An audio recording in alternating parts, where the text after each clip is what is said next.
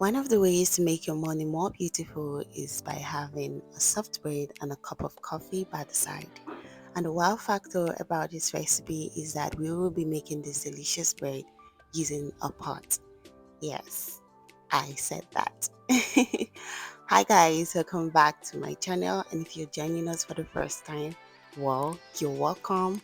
Please do well to subscribe to this channel and turn on the notification bell so you don't miss out on any of my delicious recipes. So my yeast has been activated after leaving it for 5 minutes. One of the ways to know that the quality of your yeast is good is that it forms up very well.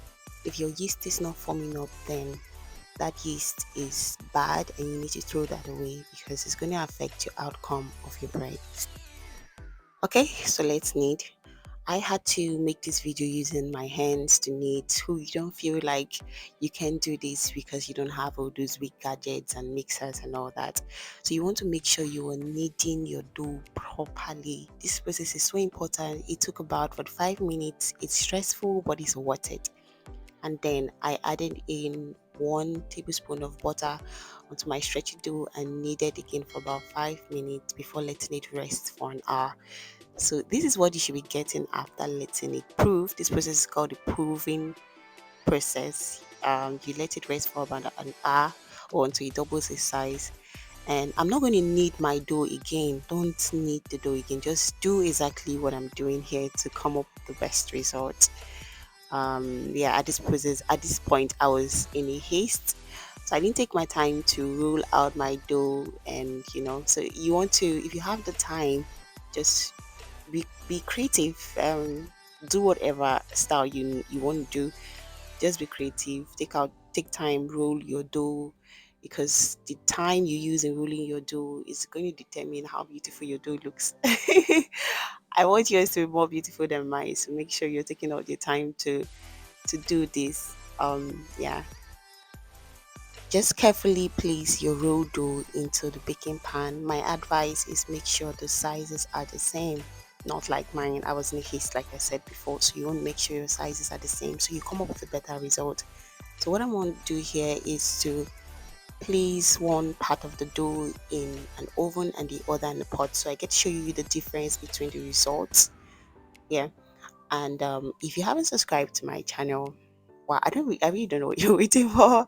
So don't forget to subscribe and please turn on the notification bell so you get notified when next I make a video. You really don't want to miss out on any of my recipes. So this is what we have after leaving it to rise in one place for about 30 minutes. And I'll be using white sand to bake. So you want to make sure your heat is at medium, and what you have to do here is to cover up the pot and let the sand heat up for about 10 minutes before putting in your bread. Okay, let's go on and glaze our dough with egg wash so we could have that very attractive brown surface. So the challenge I had with the pot method was that it was lagging in the brown attractive surface. So what I did was, after my bread had fully baked, I had to glaze the surface of my bread again and flipped it over. That the surface of the bread was now at the bottom, just touching the pan, and then I left it to bake again for about 5 to 7 minutes until I got the brown texture. Aside that, it was actually very still nice, soft and very delicious. And here we had for our oven baked method, it was also very delicious and soft. So that's it for today, guys. Hope you enjoyed this video. And if you haven't subscribed to our channel yet, please do well to subscribe and turn on the notification bell. Don't forget to give me a thumbs up if you found this video helpful. I look forward to your comments and your result if you got to try out this recipe. So bye.